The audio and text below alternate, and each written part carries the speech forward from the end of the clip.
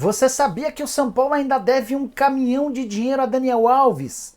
Vídeo de hoje do canal do Nicola traz atualizações sobre o tema e fala também sobre o futuro de Alexandre Pato. Nessa semana ele teve reunião importante e definiu seus próximos passos. Quero te contar a respeito do Corinthians. Cássio e Yuri Alberto apresentaram melhoras nos quadros clínicos e serão novidades em breve. Bora falar também sobre Thiago Nunes demitido no Botafogo. Já Hulk renovou seu contrato com o Atlético Mineiro. Falo também sobre o sócio torcedor do Santos, as últimas do mercado, bastidores, finanças e muito mais. Antes, deixa eu só me apresentar. Sou Jorge Nicola, jornalista esportivo, passagens por Diário de São Paulo, ESPN, Rádio Bandeirantes, entre outras. E a missão por aqui é deixar você por dentro de tudo que está rolando com o seu clube do coração para não perder nada. Aperta o botão vermelho de inscreva-se, ativa todas as notificações e também deixa like para que esse vídeo chegue para mais pessoas. Combinado? Bora contar que todo esse conteúdo é um oferecimento de Aposta Real, site que te dá até R$ 800 de bônus de boas-vindas. Tô colocando na tela as principais partidas da noite dessa quinta-feira. Tem Copa do Brasil com Águia de Marabá e Curitiba. Tô indo de empate ou vitória do Coxa, além de Cianorte e Corinthians. Imagino a vitória alvinegra. Já na Recopa Sul-Americana, partida final, primeira partida, jogo de ida lá no Equador, LDU e Fluminense.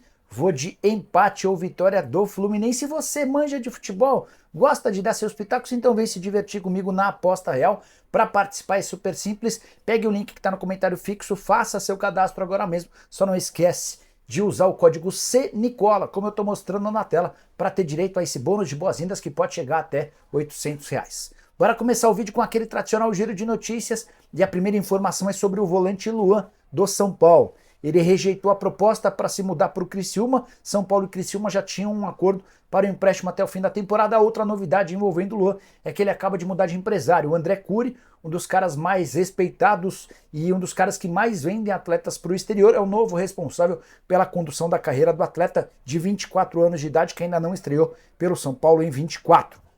Bora falar agora sobre o volante Fernando, que já desembarcou nessa quinta-feira em Porto Alegre para realização de exames médicos e assinatura de contrato com o Internacional. Ele estava jogando no Vila Nova enquanto resolvia problemas particulares da sua família.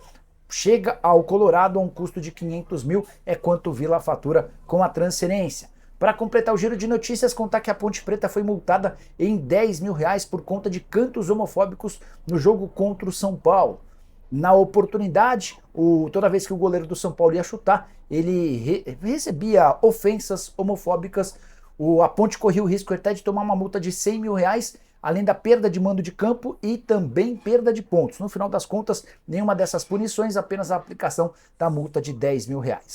Bora falar agora sobre o Santos. Programa de sócio torcedor do Peixe vai de bem a melhor. É que em menos de 2 meses o Peixe já foi responsável por um faturamento de R$ 4 milhões com o Sócio Rei, nome do seu programa de sócios torcedores. O valor equivale ao dobro na comparação com o ano passado e a estimativa do Santos é de faturar no mínimo R$ 25 milhões ao longo da temporada de 2024. O fato de ter sido rebaixado geralmente aproxima do torcedor do seu clube do coração e é o que parece que aconteceu com os santistas. Só para lembrar, se o Santos faturou R$ 4 milhões em menos de 2 meses, na temporada passada, durante esse mesmo período, a receita havia sido de algo na casa dos R$ 2 milhões. O crescimento dos programas de sócios torcedores do Peixe já alcançou 38 mil adimplentes, e excluindo os sócios torcedores de planos gratuitos. O jogo contra o São Bernardo, marcado para domingo no Morumbi, também deu uma crescida. Nesse programa de sócios torcedores, vale a lembrança de que os torcedores do Santos já esgotaram os 38 mil ingressos à disposição e o São Paulo já recebeu uma sugestão do Santos para disponibilizar mais 4 mil ingressos para a partida de domingo às 11 da manhã. Quero falar agora sobre Hulk, que renovou seu contrato com o Clube Atlético Mineiro. O anúncio aconteceu de forma oficial pelo Galo na tarde dessa quinta-feira. Toda a condução desse negócio havia sido feita pelo Rodrigo Caetano, novo diretor de seleções da CBF. Nessa quinta ocorreu apenas a assinatura do contrato. O vínculo atual, que acabava em dezembro, foi estendido até dezembro de 2026. Dessa maneira, ouvi de uma fonte atleticana que o objetivo é fazer do Hulk um cara que vai se aposentar no Atlético e depois vai virar embaixador ou vai ter um cargo importante dentro do clube. É óbvio que o Hulk teve direito a um aumento salarial para ter essa extensão de contrato. além de mais garantia de um futuro mais tranquilo, ele ainda teve esse aumento salarial, que está muito condicionado também a uma proposta que ele recebeu na virada do ano de um clube brasileiro. O nome não foi identificado, mas esse clube estava disposto a pagar um aumento salarial para o Hulk. No final das contas, o Hulk optou por permanecer no clube e vai bater várias metas daqui até o fim do vínculo. São 179 jogos, 99 gols e 34 assistências, além de 6 títulos conquistados. Bora! Só mais uma em relação ao Atlético. Contei para vocês nos últimos dias que a situação de Felipão parece cada vez mais insustentável e que o Galo já iniciou tratativas no mercado em busca de um possível substituto. O nome do Mano Menezes também tem ganhado força, apesar da passagem forte, boa que ele teve pelo Cruzeiro, mas o Mano já trabalhou em clubes rivais, né? Foi assim no Internacional e no Grêmio, foi assim no Palmeiras e no Corinthians. Você, torcedor do Galo, toparia ter Mano Menezes mesmo depois da passagem pelo Cruzeiro? Use o espaço para comentários e opine, beleza? Quero falar agora sobre o Botafogo, que anunciou nessa quinta-feira a demissão de Thiago Nunes. O técnico já começou a balançar depois daquela entrevista desastrosa no domingo, depois do 4-2 para o Vasco da Gama, em que ele afirma que jogadores do Botafogo haviam pedido para não jogar, diante da pressão que existe por parte do torcedor. Era líquido e certo que diante do primeiro tropeço ele cairia. Isso aconteceu nessa quarta-feira. O Botafogo vencia o Aurora no jogo de ida da fase de pré-Libertadores, tomou o gol de empate aos 96. Diante desse cenário, John Textor optou pela demissão e vai ser o dono da SAF do Botafogo quem vai escolher o próximo comandante. A opção do Thiago Nunes no ano passado havia sido feita pelo departamento de futebol. Thiago Nunes, que deixa o Botafogo com apenas 15 partidas, 4 vitórias, 7 empates, 4 derrotas, vai ter direito a uma multa rescisória importante, até porque seu contrato só se encerrava em dezembro de 2025.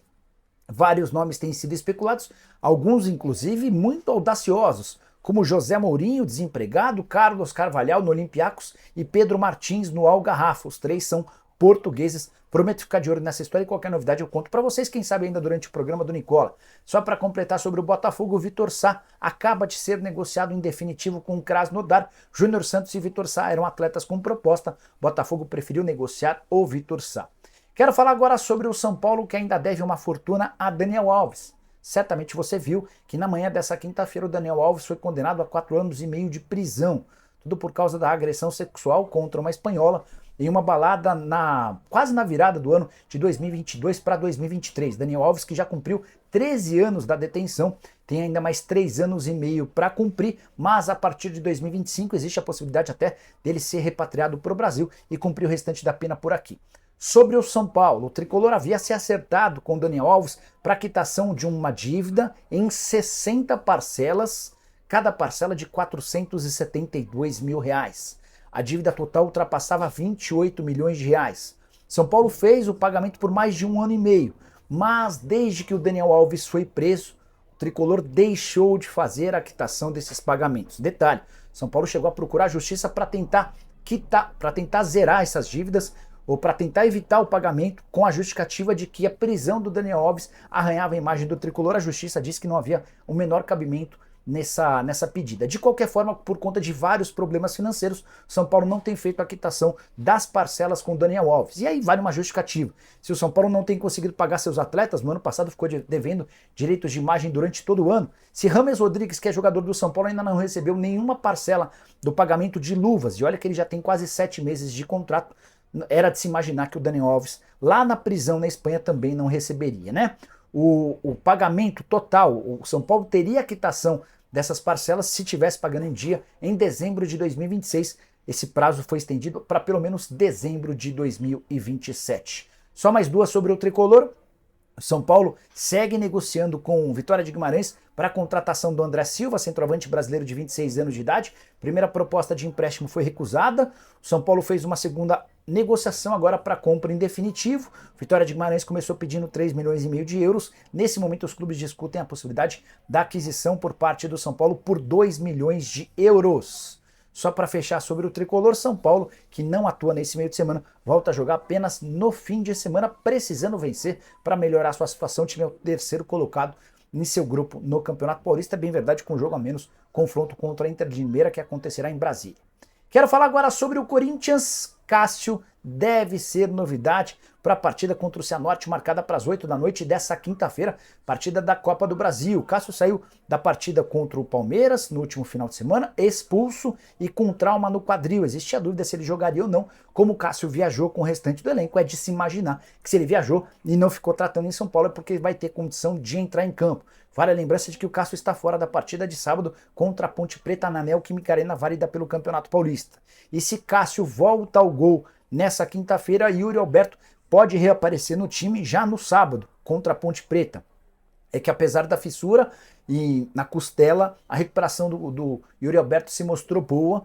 Ele tem conseguido trabalhar inclusive com bola e apesar de ficar de fora da partida contra o Cianorte, deve ter condição de jogo no final de semana. O Corinthians também joga suas fichas de maneira super importante no Campeonato Paulista. Hoje é o quarto colocado e vai precisar de 9 pontos dos 9 possíveis para ter alguma chance de se classificar para a fase de mata-mata do Campeonato Paulista. Só para completar, o Cianorte, adversário do Corinthians nessa noite, tem como seu presidente alguém que é corintiano fanático e tem 2 ex-jogadores do Timão.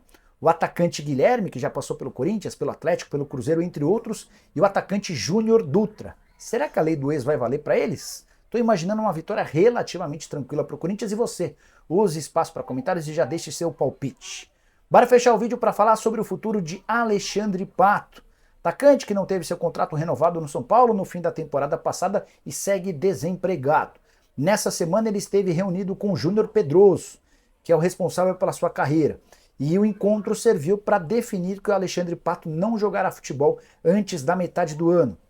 Ele até teve algumas consultas / sondagens, uma de um time pequeno da Turquia, outra dos Estados Unidos. E inícios de conversas com times que disputariam campeonatos estaduais e Série B. Pato preferiu dizer não para todas essas possibilidades para poder curtir um pouquinho da sua esposa, que vive os últimos meses da gravidez. A previsão do primeiro filho do casal é que nasça ainda nesse primeiro semestre. Então o Pato optou por só voltar a jogar a partir de julho. Vale a lembrança de que a janela de inscrições para times das séries A e B no futebol brasileiro se encerra em 7 de março. Ou seja, se ele não quer voltar por agora, vai precisar esperar até o segundo semestre. Detalhe importante, o Pato já tem 34 anos de idade, temporada passada de apenas 10 jogos e 2 gols.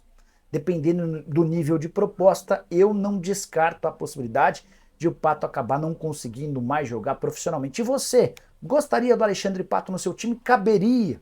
Se sim, use o espaço para comentário, se não, justifique o motivo, tá bom? Esquece de deixar like, de compartilhar, de seguir, aquela coisa toda. Nos encontramos por volta das 7 da noite no programa do Nicola. Abraço, tchau!